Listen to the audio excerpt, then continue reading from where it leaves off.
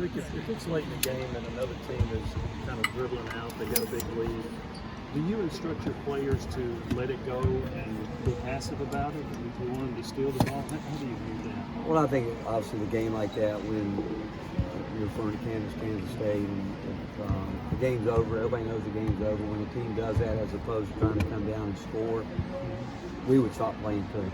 And but on the other hand, if situation where if our walk-ons are in the game and they've only been out there for 30, 40 seconds, we're going to tell them to play because they want to play. We're not just going to put them in the game. But if we're on the defensive end and the other team comes across, we're down, we're dribbling the clock out, we're going to game break. How much of a litmus test do you think Kansas is for your team is?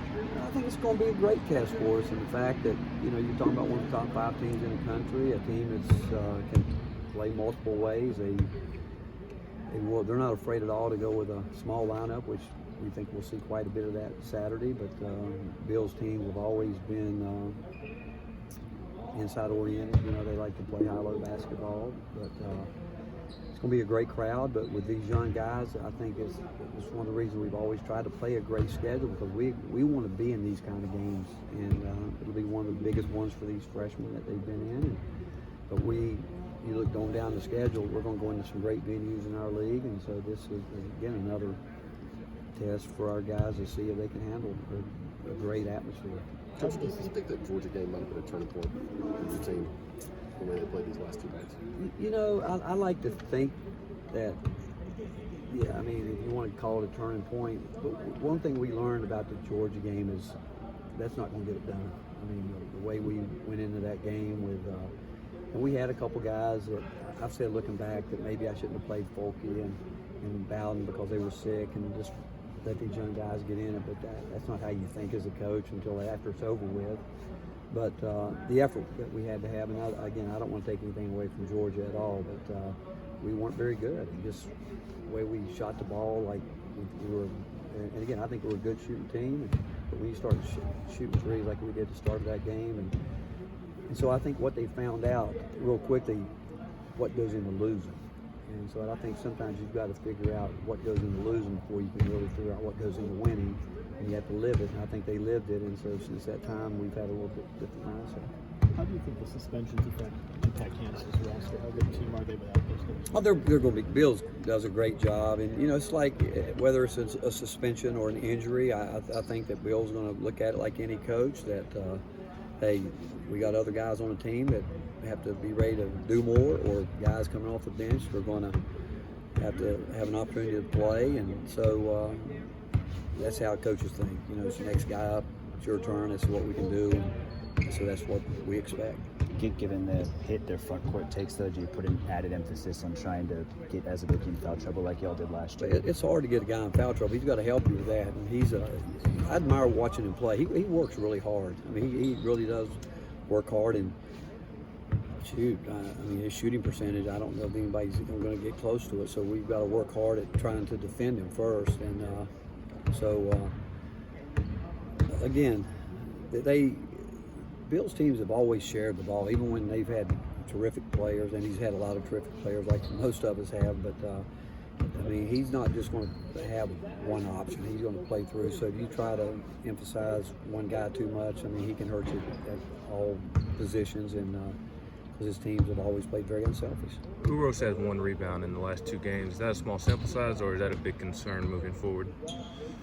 Well, you know, if you're 7-1, I think it'd be a concern. You know, I'd like to think a guy 7-1 is going to get more, but I don't know. You know, minute-wise too, but you know what? He is doing his job blocking out, and so that he is doing that. And sometimes there's rebounds. You know, we always, you know, Moses Malone had a great quote. He said, "There's 3 rebounds. There's yours, there's mine, and there's one in the middle called intensity."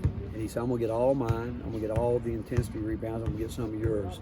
We got to get Euros just thinking right now about his and the intensity ones. And if we can get him to do that, you know, he'll be okay. But it's something he's going to have to continue to work at and understand that he has got to rebound his position the way he needs to. I like the way your offense has gone into the post more the last couple of games. Yeah, we like it because that's how we've always tried to play. And whether it's with a pass or with a dribble, we want to attack the high percentage area and make the extra pass, make the defense get them into rotation, so it gives us a chance to rebound the ball. I mean, we've got to be able to, we don't want to be a one and done team and on the offensive end, and if you don't get some rotations and get the defense moving, it's hard to rebound the ball. But we want to put it there, whether we score it from there or not. You're not going to get fouled if you don't do it. If you stay behind the 3-point line like we did at Georgia, you're not going to get to the foul line.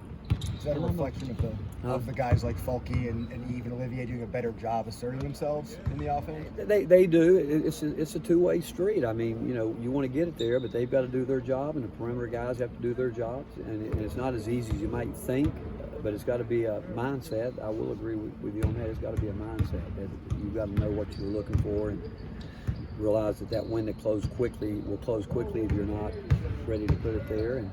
But those guys, yeah, if they can get it there and have some space, that's when they're at their best. Speaking of that, did your post players catch the ball close to the basket like you wanted to against Ole Miss? They worked at doing it. They really did. You could tell they were constantly trying to create the space on the floor. And I've said to them all along, you've got to know your space and know how to get there and how to get to it and use it.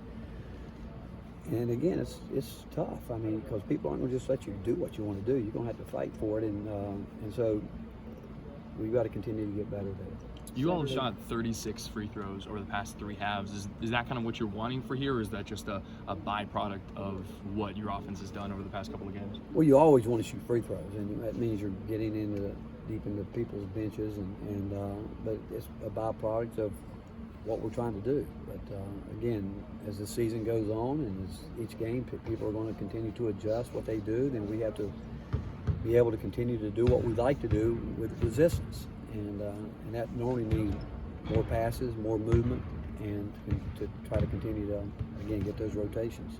Saturday's also a chance for the SEC in general to get some quality non-conference wins. How do you feel the league is this year compared to maybe the last couple of years in the offensive side of things? I think our league is like every league in the country. I think right now it's a year where there's so much unpredictability.